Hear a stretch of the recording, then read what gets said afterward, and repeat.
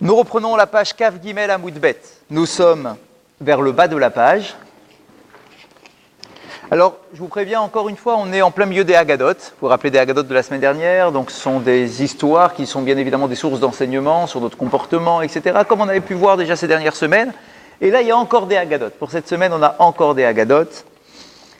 Alors, on verra ce qu'on peut garder de ces histoires-là pour nous, pour apprendre des choses dans notre comportement. Donc, vous devez attraper, 2, 4, 6, 8 ou 9 lignes avant la fin de la page. Le dernier mot de la ligne, c'est Béré. Le dernier mot de la ligne, c'est Béré. Ouais, vous l'avez. Et vous prenez 3 mots avant, Vetou. Vous l'avez? Où t'es? Béré, Vetou. C'est bon? On y va. On était, la dernière fois, on était resté juste pour nous dire à quel point les maîtres qui vivaient en Israël étaient plus grands que les maîtres qui vivaient en Babylonie. Et on a expliqué la semaine dernière qu'il y avait toujours une dispute gentille de comparaison entre les rabbanim d'Israël et les rabbanim d'exil. Chacun essayant de prouver qu'il était supérieur à l'autre. Les rabbanim d'exil considéraient être supérieurs à ceux d'Israël, et ceux d'Israël, le mérite de la terre d'Israël, considéraient être supérieurs à ceux d'exil. Et là encore, on a un exemple, on en a eu la semaine dernière, et on en a un nouveau aujourd'hui. Vetou, et on nous raconte Rabbi Mani, l'histoire d'un Rav qui s'appelait Rabbi Mani, qui lui vivait en Israël. Regarde à quel point il était grand, ce Rabbi Mani. Béré, c'était Rabbi Mani, le fils de Rabbi Yona. Havuka mitza'arele de Benessia. Et il s'avère qu'il était maltraité. C'était un Rav, hein, mais il était maltraité par ses collègues. La tête de Turc. Tête de Turc de ses collègues. D'accord? C'était lui. Ça existe aussi. Même au Beth Midrash. Et attention, pas par n'importe qui, mais Benessia, de la maison de l'exilarque. Le Nassi, c'est le président de la communauté, quoi. D'accord? Eh bien, de son groupe, il y avait Rabbi Mani, et il était maltraité par tout le groupe du Nassi. C'était terrible. Ishtatach al kivra d'avoua. Et tellement il n'en pouvait plus, ce pauvre Rabbi Mani, qu'il a été se lamenter sur le tombeau de son père. Il a été au cimetière, il a pleuré au cimetière, d'accord, sur le tombeau de son père, en disant « Papa, toi t'es là-haut, interviens pour moi, ils n'arrêtent pas de me maltraiter. » C'est un rabbi d'exil d'Israël. Là, on est en Israël. Amarle, Abba, Abba. Il dit, papa, papa, Hane mitza'aruli. Ces gens-là m'embêtent. Fais quelque chose, intervient. Yom Achad, un jour, Havuka Khalfe Hatam, les gens qui l'embêtaient généralement sont passés par là-bas, à côté du cimetière. Ouais, ils passaient, traversaient la ville, quoi. Inkut Kara des Soussav Taïhu. Ils étaient en train de chevaucher leurs chevaux, d'accord, pour avancer, pour traverser la ville. Et quand ils sont arrivés devant le cimetière, là où était enterré le père de Rabbi Mani, les pattes, les sabots des chevaux se sont attachés au sol. Impossible de les bouger. D'accord? Impossible de les bouger. Rien. Oui, c'est gentil, ça va. Adekabilu alayhu delokamisa roulé. Ils ont dit, tiens, comment ça se fait? Ils ont commencé à faire le bilan de leur comportement. Ils ont cherché, parce que s'il y a un truc aussi bizarre qui se passe, d'accord, c'est que c'est un signe que Dieu nous envoie pour essayer de faire teshuva sur quelque chose. Donc ils commencent à faire l'introspection. Ah oui, quand un rave a une épreuve dans la vie, ou un truc bizarre, forcément, il le relie à Kadosh Baruch Hu, nécessairement. Et si Hachem m'envoie quelque chose, c'est que ça doit être justifié. D'accord, il n'y a pas de fumée sans feu. Si j'ai un coup, c'est que c'est justifié. Donc, du coup, il fait un scan. Introspection. Qu'est-ce que je fais de mal pour mériter que mes chevaux soient comme ça, tous coincés? Nous tous. Donc, qu'est-ce qu'on fait de mal? Quel est le point commun de mal que l'on fait tous ensemble pour avoir la même punition au même moment? D'accord, le même châtiment. Ils réfléchissent, ils disent, il n'y en a qu'un seul. On est trop méchant avec Rabbi Mani.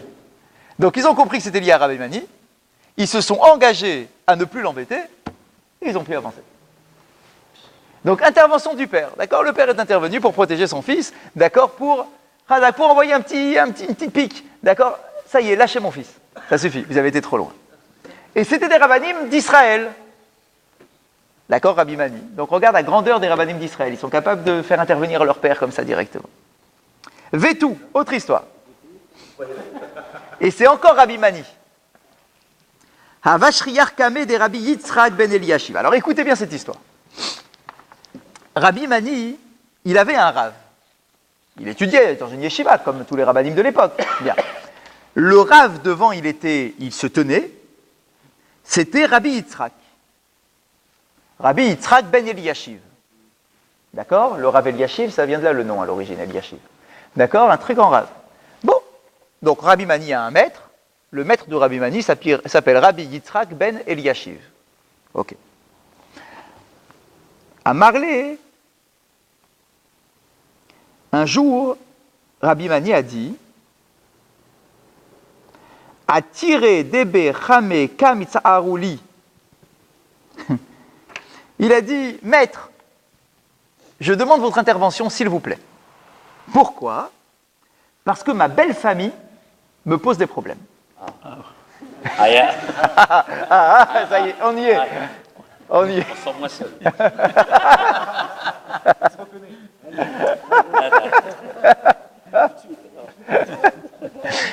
Ma belle famille me pose des problèmes. Même chez les rabbinim de l'époque d'Israël. Et il dit, et tu sais pourquoi ils me posent des problèmes? Parce qu'ils sont tellement riches par rapport à moi, qu'ils se sentent supérieurs à moi, et ils m'écrasent un peu, ils m'oppressent, ils me prennent de haut. C'est lui, le rabbin. Exactement. C'est peut-être lui qui a un problème. Donc, il dit, ils sont tellement riches que ils me mettent un poids insupportable. Etc. Et ils me prennent de haut quand ils me parlent, etc. Amar, alors son rave qui est très sensible à la souffrance de Rabbi Mani, du coup, tout le monde est sensible à la souffrance de Rabbi Mani. Quand Rabbi Mani souffre, il y a son père qui intervient. Donc, quand maintenant j'apprends que tu as un problème, je vais t'aider. Donc, qu'est-ce qu'il a fait, le rave? Il a fait une prière. Il a dit, l'Eranou. Eh bien, je prie pour demander à Dieu que ta belle famille s'appauvrisse. Comme ça, ils vont te laisser tranquille. Ils s'enrichissent, c'est pas possible. Non. Ah non. Non, parce que si toi tu deviens riche, peut-être que tu vas devenir orgueilleux.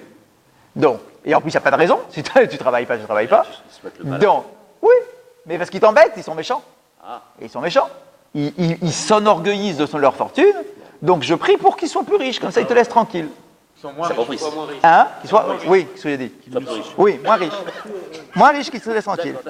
Les ranou. Donc, les ranou, ça vient du mot ani, qu'ils deviennent pauvres. Iranou.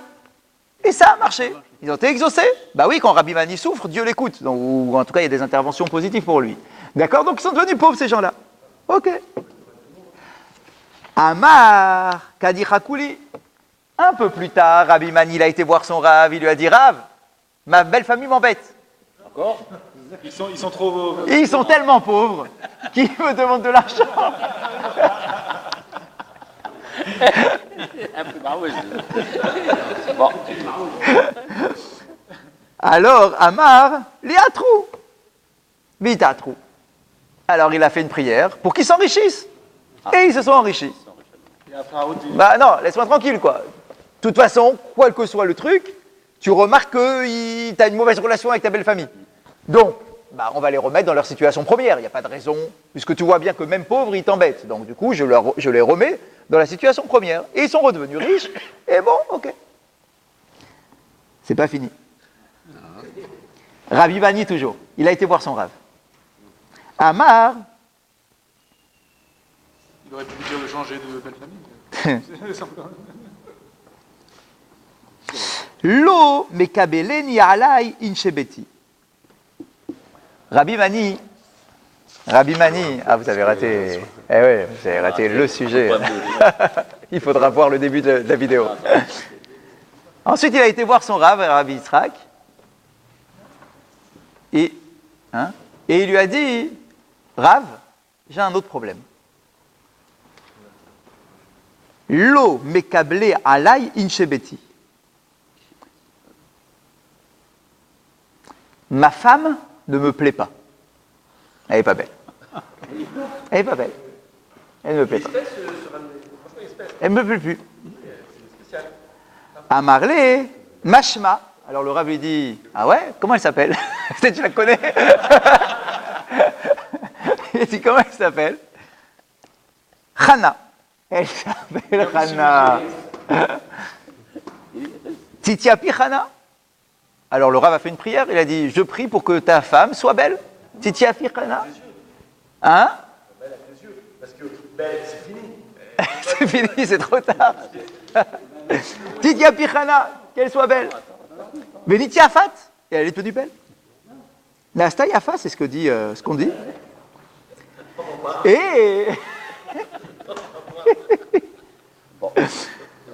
Et un peu plus tard, Rabbi Bani est revenu voir son Rav. Et a marlé, il dit, maintenant j'ai un problème. Ma femme est trop belle. Je suis jaloux. Et tout le monde la regarde quand elle passe. A marlé. Alors le Rav lui a dit, Yachi, s'il en est ainsi, Tarzor Chana, les charcharoutés. Eh bien, qu'elle redevienne comme elle était. Et c'est la même femme. Chazra Chana, les charcharoutés.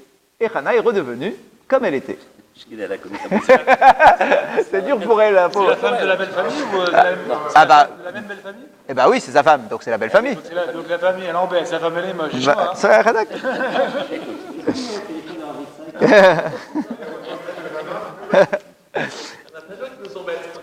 Et voilà, bon, ok, ça, il est retourné étudier tranquillement. Hanou traite la midlé, d'avou kamé des Rabbi Yitzhak ben Eliashiv, amroulé, nivre marachame alan, de nirkem tuva, amarleou, imi aïta, ou shlartiya. Un peu plus tard, il y a deux élèves de ce même Rabbi Yitzhak ben Eliashiv, qui étaient devant lui, qui étaient en train d'étudier, la Gemara, disons, et ils n'arrivaient pas à comprendre. Ils n'arrivaient pas. Ils n'arrivaient pas à comprendre, ils n'avaient pas la tête pour comprendre.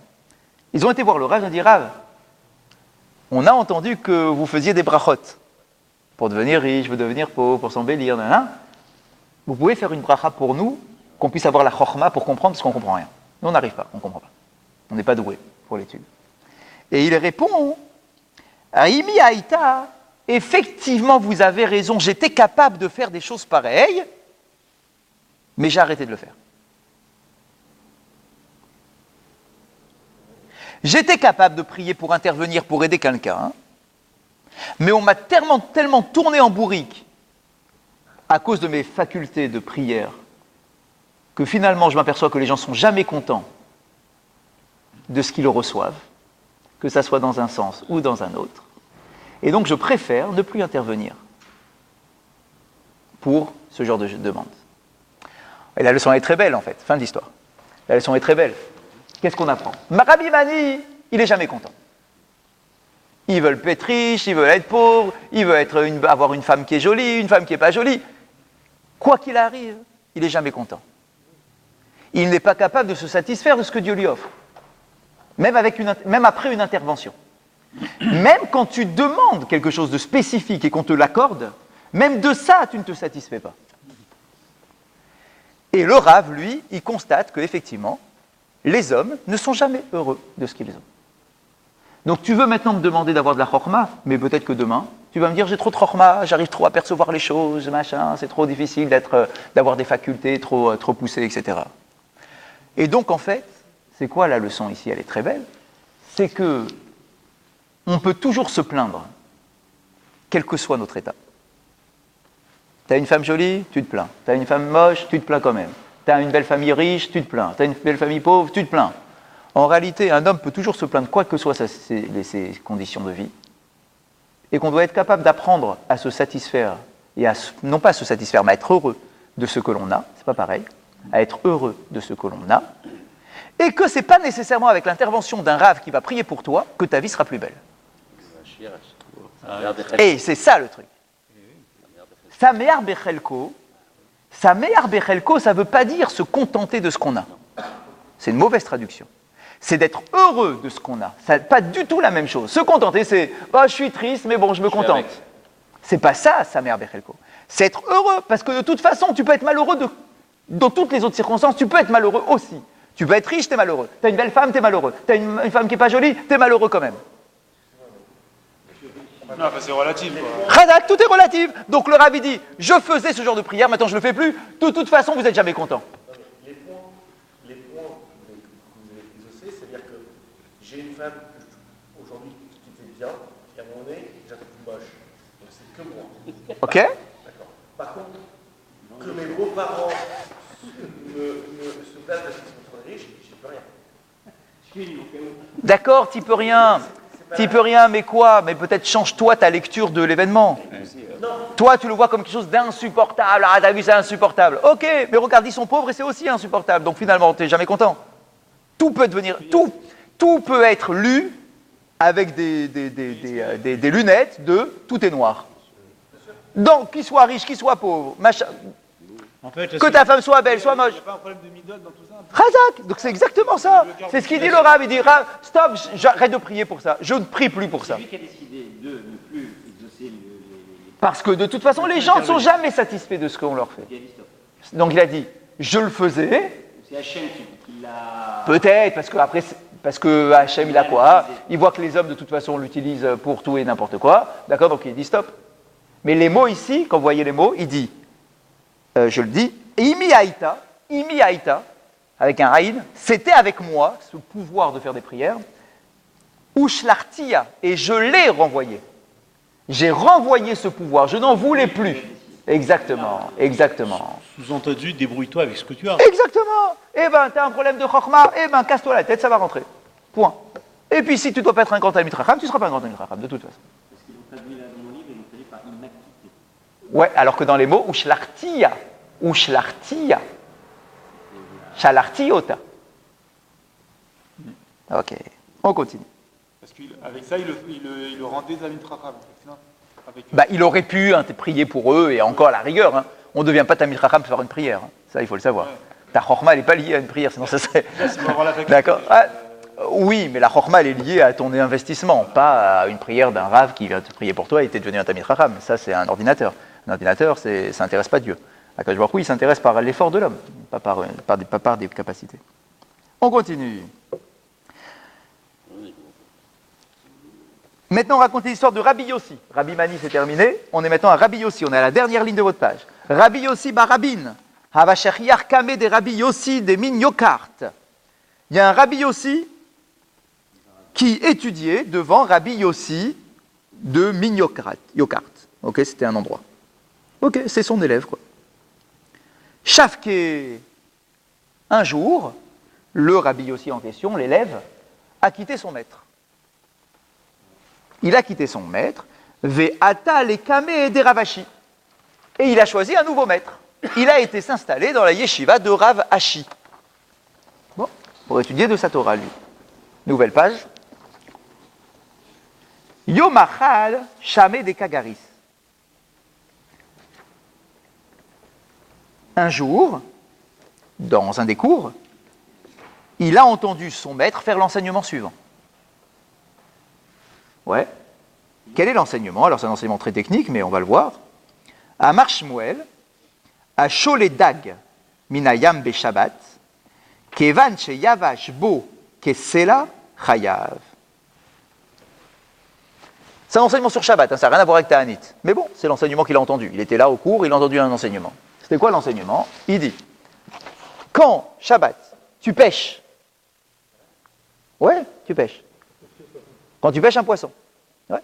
Quand tu pêches un poisson pendant Shabbat, à partir de quel moment tu es chayav, tu as transgressé Shabbat? Quelle est l'étape de la pêche qui va dire « Ah, maintenant tu as transgressé Shabbat ». C'est même déjà le principe de base, on peut pêcher Shabbat déjà. Déjà, attends. Non, justement, on ne peut pas pêcher Shabbat. Mais c'est quoi qui est interdit? C'est quand je jette l'hameçon? Quand j'ai jeté l'hameçon, c'est interdit ça? L'action, il va dans le... Hein? c'est dans ton petit truc à chez toi. C'est chez toi, il y a le héros, il y a tout ce que tu veux. On ne parle pas d'un problème de portée. Là, ici, on parle du problème de tuer un poisson. Ah, hein? Eh ben oui, il y a un enseignement qui lui vient à l'idée. Il y a un enseignement qui se pose la question. À partir de quand est-ce que ça s'appelle transgresser Shabbat? C'est quoi l'interdit? C'est de tuer un poisson. C'est quoi l'interdit de péché? Il y en a plusieurs, tu as raison, il y a plusieurs interdits. Mais un des interdits, en tout cas celui du sujet, t'as 2 minutes. Tu n'es pas obligé de pêcher avec un verre, tu peux pêcher avec un morceau de pain. Bah si. Bah oui. Bien sûr. D'accord, avec un morceau de pain. Ah bah alors nous. Donc, il y a plusieurs interdits. Mais parmi les différents interdits, il y en a un de tuer, retirer la vie.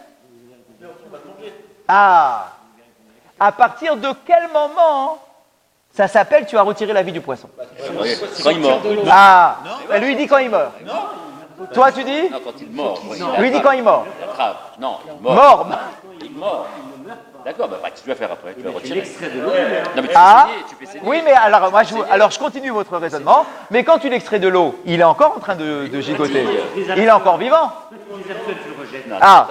Mais tu fais saigner. Tu vas pas le faire saigner? Non. Toujours? Ah non. On va faire saigner. Et il est vivant. Allez, disons. Disons, tu l'as pas fait saigner. Le poisson, c'est spécial. Il le rejetait à l'eau. C'est tunisien. Donc, à partir de quand, dans la halakha, Voilà, et c'est là le péché. et là, t'as transgressé, là, tu l'as tué le poisson ou pas? Khazat, tu l'as pas tué le poisson? Bah oui. Mais pourtant, il est sorti de l'eau. On l'a déplacé d'un domaine. Attends. Non, on est dans un domaine privé. Ton domaine, il est avec sa famille. On exclut certains problèmes. Non, c'est très grave, monsieur. Et qu'est-ce qu'il a? Il est avec sa famille, machin, tu le Quelle sors. famille? Il a bien une famille, le poisson, non? La belle famille, elle est finie, on a tué la belle famille. Tu le sors sur le milieu, il a rien fait, il a rien demandé. Bah d'accord, mais t'as le droit de pêcher ou t'as pas le droit? Selon moi, non. C'est nouveau ça. Non, c'est différent. Non, je suis pas d'accord. Non, il faut... Pêcher c'est interdit, Shabbat, en semaine? C'est faux. Parce que si vous dites ça, ça veut dire que pêcher c'est interdit. Même le dimanche matin, sur le port de la Goulette. que même le dimanche matin, t'as pas le droit de pêcher. Vous pouvez pas chasser, tuer pendant le Shabbat, c'est impossible. Non, je parle pas de Shabbat. En semaine. Pas de Shabbat. Pardon. En semaine. C'est autorisé de pêcher ou pas? Parce que vous dites... vous avez dit c'est interdit, c'est comme chasser. Pendant Shabbat. Non, je parle en semaine. En semaine?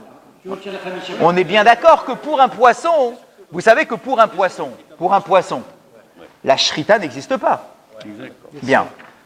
Le sang du poisson n'est pas interdit. C'est pas comme un animal. Il y a des halakhot très particulières pour les poissons, qui ne sont pas celles des animaux. Pour un animal, j'ai pas le droit de chasser un animal. La chasse, d'accord, clac, j'ai pas le droit. Bien. Ok, il faut faire la shrita, etc. Bien. Un poisson. Comment on fait pour attraper un poisson? On pêche. Ok. C'est autorisé. J'ai le droit de pêcher un poisson en semaine. Bien. Ok. Le Shabbat, c'est interdit. Pourquoi? Pourquoi c'est interdit le Shabbat? Parce que j'ai pas le droit de tuer pendant Shabbat. Comment ça, tu le tues pas? Maintenant que je suis professionnel, j'ai une épuisette, donc je pêche le poisson, je prends le poisson, et je mets une épuisette, je sais pas comment ça s'appelle, dans l'eau. Ok. Donc c'est la question de l'enseignement. L'enseignement, il parle de ça. Qu'est-ce qui définit la mort du poisson? C'est ça la question. À partir de quand on considère que le poisson, il est mort? Est-ce qu'il faut attendre qu'il soit mort sur ta table? Ouais, dans ta truc. Est-ce qu'il doit être mort sur ta table? Ou est-ce que c'est dès que tu l'as sorti de l'eau, mais qui bouge encore, il frémit encore, il est encore vivant ce poisson. D'accord, je viens de sortir de l'eau. Est-ce que ça s'appelle déjà l'avoir tué? Ou bien, quand il mord l'hameçon, c'est déjà l'avoir tué, etc., etc. C'est ça l'enseignement. Ok. Maintenant qu'on a compris la question, maintenant on va voir quelle est la réponse.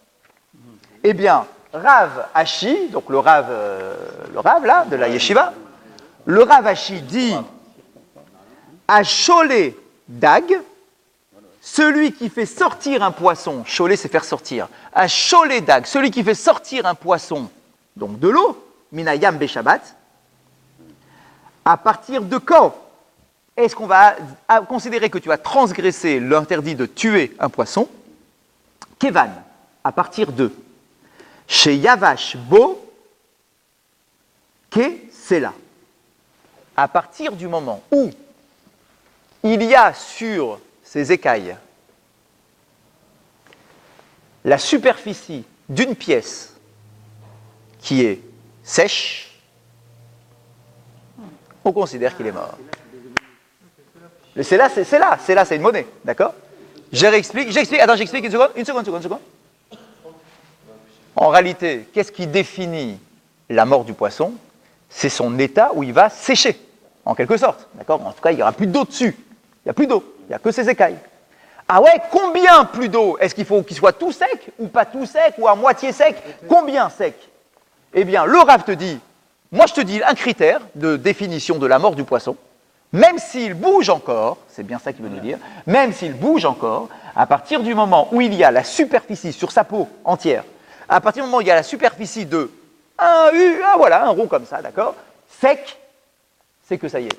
Celui-là, il n'arrivera plus jamais à revivre ce poisson-là. Quoi? Non, dans son enseignement, non. Il t'a dit, c'est là. La superficie d'un céla. Céla, c'est une pièce de l'époque, relativement grosse, d'accord? Dès qu'il y a un céla, Khazak, donc en fait, c'est un morceau de la superficie complète du poisson qui est sec, on considère qu'à partir du moment où il est sec à ce niveau-là, il est mort. Même s'il bouge encore. C'est son enseignement. Est-ce que c'est un constat de la réalité physique ou bien d'une réflexion de se dire, ben voilà, à partir du moment où c'est relativement rapide, hein, effectivement, d'accord, j'ai sorti de l'eau, tac, l'eau va s'écouler, il va rester là sur ma table en train de bouger un peu, d'accord, à partir de quand il va être mort, considéré comme mort d'après la halakha, d'accord, pour que ça s'appelle transgresser Shabbat, eh bien c'est à partir du moment où je vois que voilà, il y a une partie de sa peau qui est devenue. Non, à mon avis, c'est pas si long que ça. À mon avis, c'est pas si long que ça, parce que c'est quand même avant qu'il ne meure pour de vrai. Parce que c'est avant qu'il ne meure pour de vrai. Combien de temps il va gigoter ce poisson? Il ne va pas gigoter pendant 3 heures. Hein. D'accord, c'est assez rapide. Bon, c'est assez rapide. Il va bouger c'est quoi, 1 minute, 2 minutes? Ouais, pas plus. D'accord, donc il y a un moment où il va un peu s'assécher. Et donc le Rav dit, quand on est sec à ce niveau-là, c'est un critère de définition. Il en fallait bien un. En tout cas, ce qui veut nous faire comprendre que ce qui définit la mort du poisson, ce n'est pas sa mort. Ça, c'est intéressant. Ce n'est pas la mort du poisson qui définit sa mort, et qu'on considère que tu as transgressé Shabbat parce que tu as tué un poisson, c'est le moment où il est tellement sec qu'il n'arrivera plus à revivre. En fait, c'est ça l'idée. Il n'arrivera plus à revivre ce poisson-là, c'est fini pour lui. Même si on le remet à l'eau. Khazak, c'est un peu ça l'idée. C'est rapport avec la transgression de Shabbat alors? Eh ben, tu as transgressé Shabbat d'avoir retiré une vie. Oui, mais à partir de ce moment-là. Khazak, à partir de ce moment-là. Même si tu dois dire, il n'est pas mort. Même si tu le rejettes à l'eau, il sera considéré comme mort. C'est-à-dire que tu as transgressé Shabbat. À partir du moment où j'ai pris ma canne à pêche Shabbat Oui. pour aller pêcher, c'est que je veux. Pour l'instant, tu n'as fait aucun interdit. D'accord, mais l'intention Non, est là. Ah, ben d'accord, mais je ne veux pas te faire un procès d'intention. D'accord, tant que tu n'as tué personne, tu es sorti de chez toi, tu as pris un revolver, tu t'es dit aujourd'hui, je flingue mon voisin. Si, d'accord, si, tu as pris, tu as tout fait pour, mais tu l'as pas fait. Là, ici, tu as pris ta canne à pêche, tu as mis ton morceau de pain au milieu, d'accord, tu es devant ton lac qui est chez toi, tu n'as pas porté, d'accord, tu envoies. Tant que tu n'as pas attrapé un poisson, on ne va pas dire que tu as transgressé Shabbat. Sur quoi tu dois transgresser ton Shabbat? Tu n'as pas tué de poisson là pour l'instant? Non, parce qu'il y a. Peu importe, c'est des cas théoriques pour savoir quelle est la définition de la mort d'un poisson. Il aurait pu y avoir d'autres interdits. Mais c'est grâce à ces cas, facultatifs, imaginaires, tout ce que tu veux, c'est grâce à ça qu'on développe notre vie, exactement, notre attitude à étudier. Qu'est-ce qui pourrait développer et enrichir autre chose que par rapport à ce qu'on a dit que la mort vient par rapport à une pièce, chez quelqu'un, il n'y a pas de... Mais si, bien sûr, c'est très intéressant, parce que toutes les mélachot du Shabbat doivent se définir précisément. On va te poser les mêmes questions quand on te dit porter, c'est interdit Shabbat. La Gemara posera la question, mais porter combien, quoi, comment? Tu vas dire, mais je m'en fous, et si je porte sur un animal, etc. Tu vas dire, mais je m'en fous, c'est quoi ces cas-là? C'est les cas qui m'arriveront jamais, j'ai pas d'animal. Ouais, pourtant, on pousse l'idée jusqu'au bout pour définir les choses précisément. C'est pas approximatif le Shabbat et les autres mitzvot, c'est précis. Péché, il y a un interdit de péché? Oui, il y a un interdit de péché. Ok, alors il faut qu'on le définisse. Il faut qu'on le définisse. C'est quoi péché? Ok, eh bien, c'est à partir du moment, moi Ravashi, c'est mon opinion, c'est à partir du moment où tu sors le poisson de l'eau, qui commence à sécher un petit peu, ça s'appelle tuer le poisson. Voilà, pour moi, c'est ça la définition. Non, Rav Hashi. Rav Hashi. Attends 2 minutes. Ok, très bien. Regardez Rashi. Justement. Regardez Rashi, c'est le premier Rashi de votre page.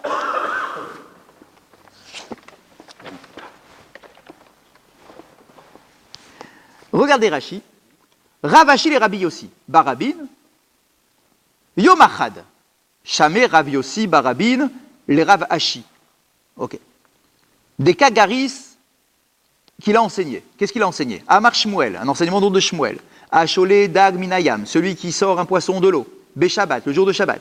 Kevan de Yavash Bo Kasela, à partir du moment où il y a une partie comme une pièce qui est sèche, Afalpi, alors regardez, Rachid est précis.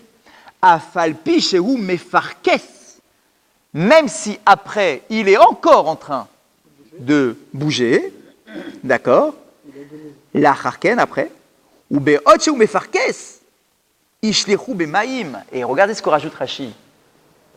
Quand il est encore en train de bouger, tu t'es dit, ah c'est Shabbat.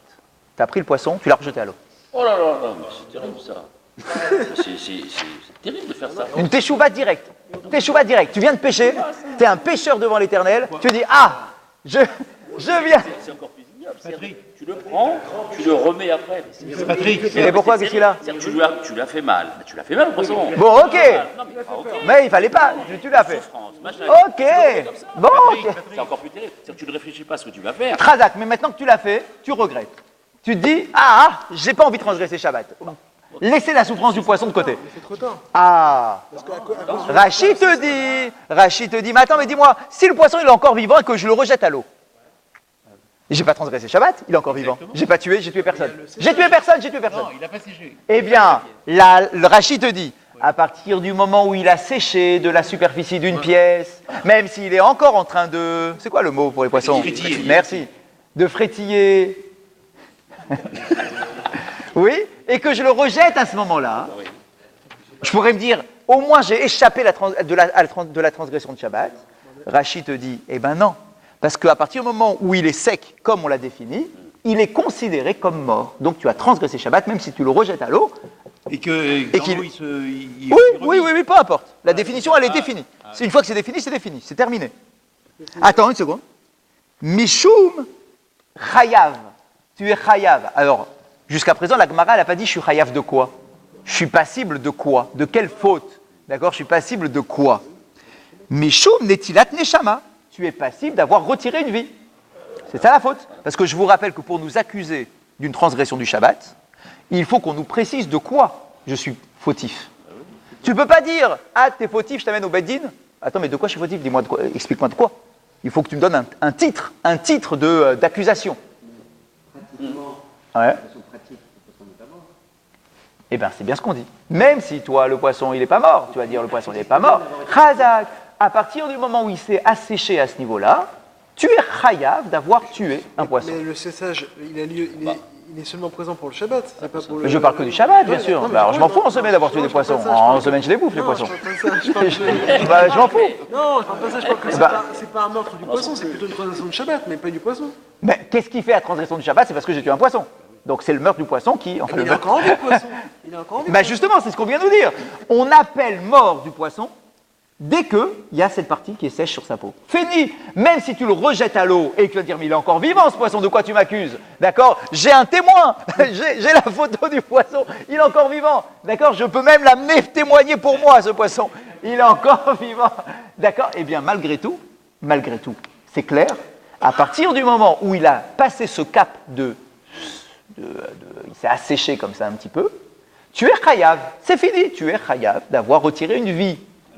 Alors attends, je vais pas finir Rachid. Shei av melacha, et c'est pas rien, c'est une av melacha, c'est un des travaux parmi les 39, à shochato, qui est l'interdit de shochet. Shochet, celui qui tue. Tu as tué une vache, tu as tué un poisson, c'est pareil. Messieurs, il y aura la même question pour une vache. Qu'est-ce qui définit la mort d'une vache? Non, mais est-ce que c'est quand j'ai coupé les 2 signes de cache-route, ouais, de la trachée et de l'œsophage, ou est-ce que j'ai coupé un tiers de l'épaisseur, la moitié de l'épaisseur, entière, et si elle est encore debout, et si elle bouge encore, etc. À partir de quel moment je suis chayav? C'est très important de savoir quand est-ce que je suis chayav, quand est-ce que je suis pas chayav.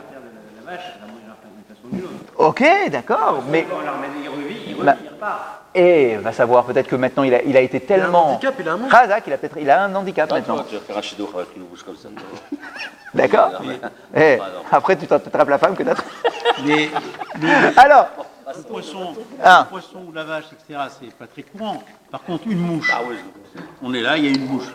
On donne un cours là-dessus. à sourd. Ah, bien sûr, t'es chayav d'avoir tué une mouche. Voilà. Bien sûr. Oui. Ah, bien sûr, 2 minutes. C'est pour ça que j'ai pas fini Rachi. Merci, c'est pour ça que je n'ai pas fini Rachi. Mais vous avez tout à fait raison. Attendez une seconde. Amarle Rabbi Yossi be Uven Senafirav Devadai lo Chai. Ursheen Mechusar Tseda Askinan. Et Rachi te précise tout de suite. On parle d'un cas très précis. Parce que sinon, il y a un autre problème de Shabbat. C'est un problème de tuer. C'est un des 39 travaux, tu n'as pas le droit de tuer. Mais il y a un autre interdit, de capturer. C'est assourd de capturer un animal Shabbat. Sans le tuer, sans rien. Sans le tuer, je ne parle pas de tuer. Capturer, c'est interdit. Par exemple, le cas de la Mishnah connu. Non, le cas de la Mishnah connu. Tu as une maison en plein milieu d'une forêt, une petite cabane, c'est comme ça qu'ils vivaient à l'époque. D'accord. Tu as un cerf qui est rentré dans ta maison. Ouais. Si jamais tu fermes la porte derrière lui, tu as transgressé Shabbat. Ah ouais, qu'est-ce que j'ai fait? Tu as capturé un animal. Ça s'appelle interdit. Ah oui, bien sûr. Capturer un animal, c'est interdit. Ouais, tu as une mouche, tac, tu mets un gobelet dessus, c'est interdit. Bah oui. Tu captures un animal, tu n'as pas le droit. Tu la tues pas, mais tu la captures. Tu n'as pas le droit. Tu prends un poisson dans un filet, pour pas rentrer dans un problème de truc, dans un filet. Hop, tu le prends, tu l'enlèves, tu le mets tout de suite dans un autre bassin. Ouais. D'accord. Ça s'appelle capturer un animal, c'est interdit. Mais on peut tuer un animal si la vie est en danger, par exemple. Un animal Ah, je parle pas d'accord, bien sûr. Je parle ici d'un animal gentil, quoi. T'as un chien, il est rentré chez toi, t'as fermé la porte derrière. Ça s'appelle capturer. Maintenant, si c'est un tout petit animal dans un enclos qui est très grand, ça s'appelle pas capturer. La notion de volontaire, Khazak. la notion de volontaire, des choses dégueulasses, ça rentre pas. Ah si, toujours, bien sûr. Volontairement, etc. Bien sûr. On est d'accord? Et alors, vous allez me dire quoi? Et alors, pourquoi on parle de ça maintenant? Mais parce que, quand j'ai pêché le poisson, avant même de me parler de l'interdit d'avoir tué le poisson, j'ai déjà un premier problème, c'est le problème de pêcher. Capturer un animal. Je pêche pendant Shabbat, et déjà le geste là est interdit. Or ici, on voit bien que le sujet qui est abordé, c'est pas celui de capturer, c'est celui de tuer.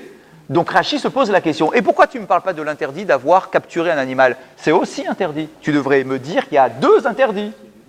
Interdit d'avoir capturé, interdit d'avoir tué. Et donc il nous dit, ne m'embête pas avec cette question-là. On parle nécessairement d'un cas où le poisson est déjà capturé.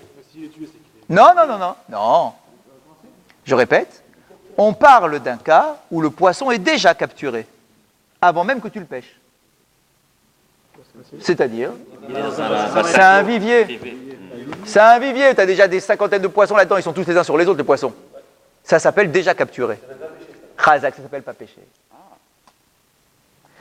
Pêcher dans le sens de capturer, c'est quand tu es en eau vive, ou bien tu as un poisson dans un truc immense, ça s'appelle, ok. Quand tu l'attrapes, là, ça s'appelle capturer. De quoi? Rachi. Ah oui, Rachi, regardez. Mais puisque la Gemara n'en parle pas, c'est que c'est forcément un cas où il n'y a pas le problème. Et c'est ce qu'il dit Rachi, regardez dans les mots.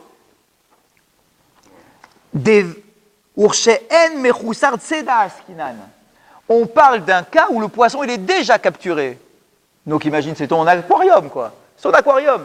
T'as pêché un poisson dans un aquarium. Ouais, c'est le truc qu'on fait quand c'est pas pêché. Là, ça s'appelle pas capturer, parce qu'il est déjà capturé. Donc le seul interdit dont on parle ici, c'est celui de tuer. Tuer l'animal, c'est ça qui intéresse le rab en question qui parle. Pour être dans l'aquarium, il a déjà été capturé. Avant Shabbat. Non. Ouais. Il est sorti de son milieu. Oui, oui, Brazak, vous avez raison. Brazak. Parce que ça peut être quoi? C'était comment les viviers à l'époque? D'accord, quand c'est yam, ça peut être aussi la rivière, etc. C'est ça qu'on appelle yam. D'accord, de l'eau, quoi. D'accord? D'accord, c'était quoi? C'est que sur le cours de la rivière, tu mets tes pièges pour bloquer les poissons à l'intérieur. Et tu pêches dedans pour les récupérer. Maintenant, si tu fais ça à Shabbat, tu as transgressé combien d'interdits? Un seul, pas deux. Parce qu'il était déjà capturé ce poisson-là. Il était là déjà avant Shabbat, ce poisson. Il était déjà bloqué dans ton petit truc là. S'il est interdit de pêcher dans un endroit déjà clos un poisson, quel intérêt ne pêche pas? Pêche pas, point barre. Non mais non, toi tu veux le manger le poisson. C'est ça le truc. Tu le pêches pour le manger. Tu le pêches pas pour le capturer. Tu les as déjà sous ta main, les poissons. Mais toi maintenant, tu dis je vais manger un poisson. C'est Oudash Lichit, poisson. Pourquoi t'as pas Ouais. fait ça avant Shabbat? Poisson cru. Poisson cru, il n'y a aucun problème, vous savez, hein. Il y a aucun. On est d'accord. Poisson cru, il n'y a aucun problème. Il n'y a pas de cachérisation du poisson. Donc, poisson cru, tu as, et mieux que ça, je l'ai découvert en préparant le cours, il n'existe pas, je ne savais pas, il n'existe pas pour les poissons, c'est le Rav Rosenberg qui le dit, il n'existe pas pour les poissons d'interdit de Hever Minachai. Ah oui, le manger cru. Le manger cru. Vivant, pardon. Vivant. Ah, vivant. Ouais. Ça n'existe pas cet interdit-là. Incroyable. C'est un scoop. Hein. Quand j'ai entendu ça, je suis tombé de la rampe. Ah oui. Ouais. Mais peu importe, est-ce que tu le fais, est-ce que tu le fais pas, est-ce que tu vas mesurer la taille de ton poisson, je m'en fous.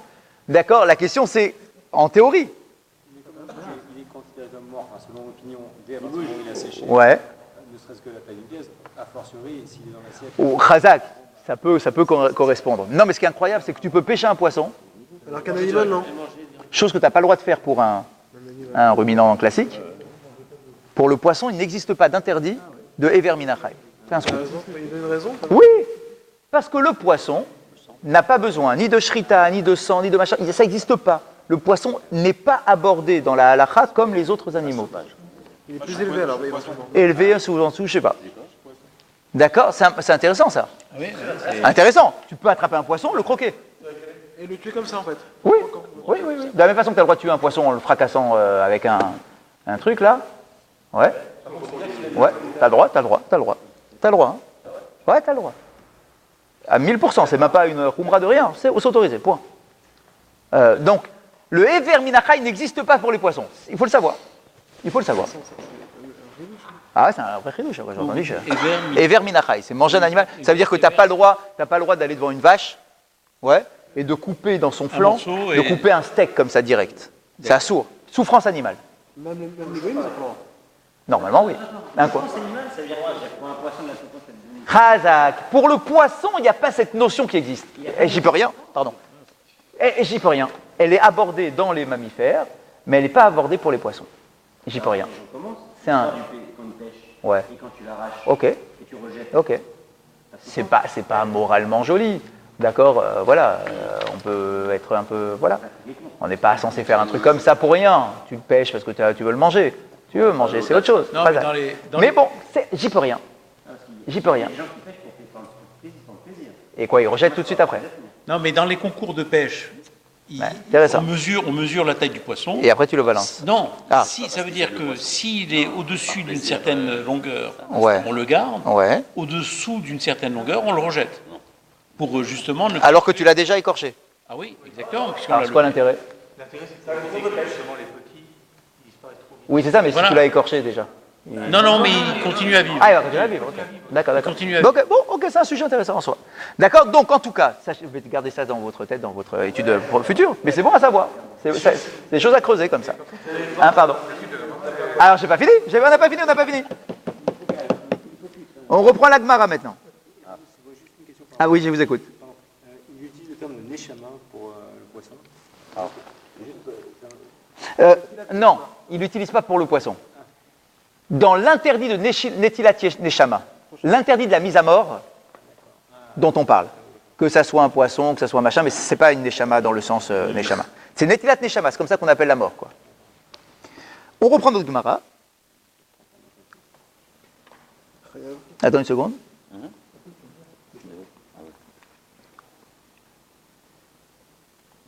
J'ai pas fini le Rashi, regardez la fin de Rashi quand même, c'est intéressant.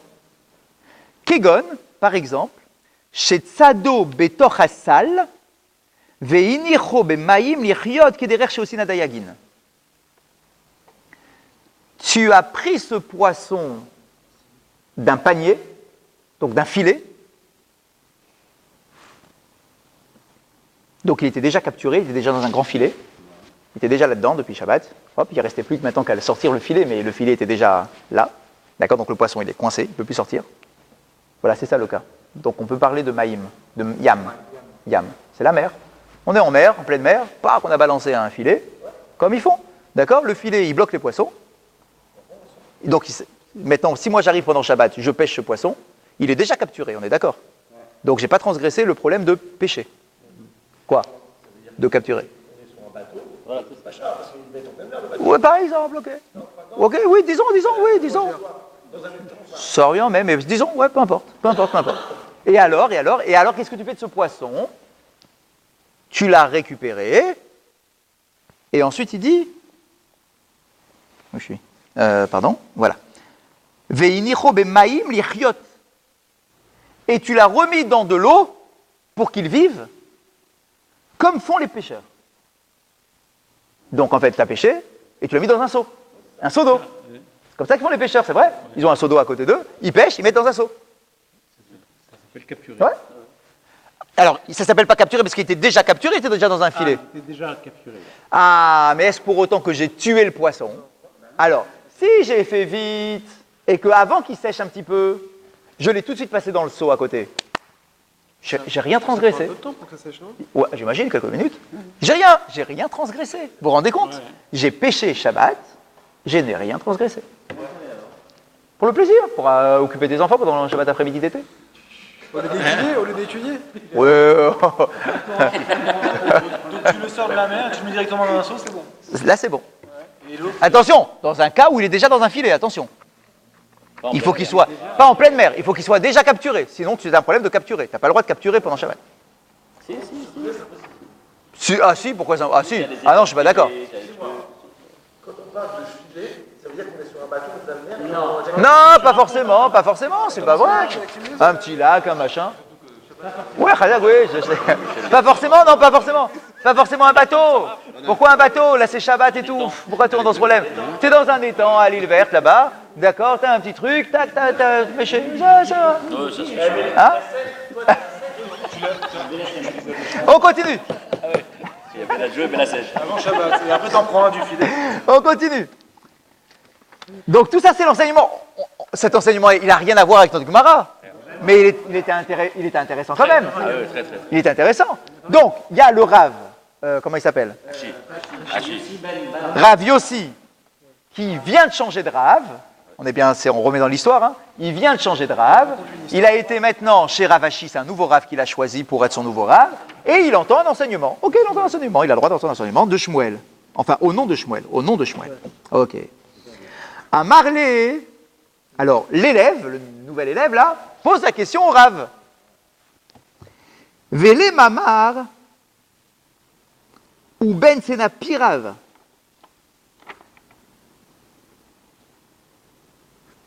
Et en fait, il lui dit, je suis pas d'accord avec vous, Rav. Je suis pas d'accord avec vous. Moi, je pense que pour que le poisson soit considéré comme étant mort, il faut effectivement qu'il y ait cette superficie qui s'assèche sur la peau, mais pas sur les écailles. C'est possible ça. Oui, Qu'est-ce qui reste? Mais au niveau de ses nageoires. Ah, intéressant. Si les nageoires s'assèchent. Ah, si les. Ah. C'est l'opinion de Rav Yossi Bar. C'est ça, l'élève. Si les nageoires s'assèchent, je suis d'accord avec vous. Mais si c'est que sur les écailles, je vois pas pourquoi on considère qu'il est mort. Ouais, entre les nageoires. Alors je sais pas c'est quoi entre les nageoires. Ah, Khazak. Ah, en dessous. Parce que les nageoires, elles se truquent.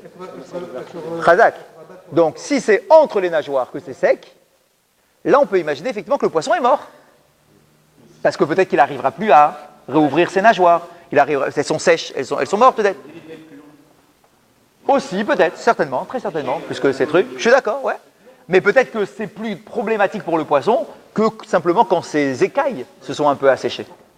Ok, bon, ils discutent, quoi, ils discutent. Effectivement, c'est après le moment où les écailles s'assèchent, comme vous dites. C'est un peu plus long.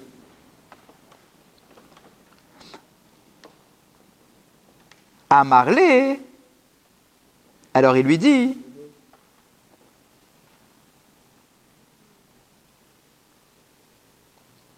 Velo savarla ba mar deahi Rabbi Yossi ben Rabbi Abin Amara.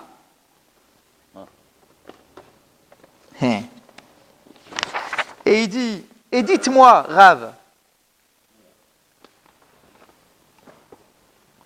cet enseignement, je sais pourquoi je vous le corrige. Parce que n'est-ce pas un enseignement de Rabbi Yossi ben Abin? Alors il lui a dit, bah oui, et alors?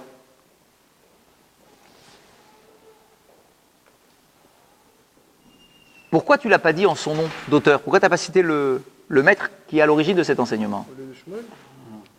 Oui. Qui l'a rapporté avant Shmuel? Après Shmuel plutôt. Il dit, bon, ben, je ne l'ai pas rapporté. Mais il lui dit, mais je te fais le reproche, parce que normalement, on est censé rapporter les enseignements au nom de leur auteur. C'est un grand principe classique. Il dit, bon, d'accord, et en quoi ça te dérange, toi, maintenant? Il dit, Ananihu. C'est moi. C'est mon enseignement, donc je sais ce que je te dis. C'est moi, Rabbi Yossi ben Abin, c'est moi. Tu ne me connais pas, je suis un nouveau, je viens d'arriver au Beth Midrash. Je viens d'arriver, je suis là, j'ai assis, j'entends un cours sur la mort d'un poisson. C'est mon enseignement. Premièrement, tu ne l'as pas dit en son nom, et en plus, tu ne l'as pas dit suffisamment précisément. Puisque ce n'est pas au niveau des écailles le problème, c'est au niveau des nageoires. Donc je sais ce que je te dis. Je trouve qu'au début de cette semaine, il va bien se faire. ils sont pas d'accord. Attends, j'ai pas fini. Parce que si les nageoires sont sèches, ils ne peuvent plus nager. Amarlé, Velafkame de Rabbi Yossi de Minyokat, Avat Shari Armar. Il dit, ah, c'est vous. Mais dites-moi, je vous connais, enfin par réputation.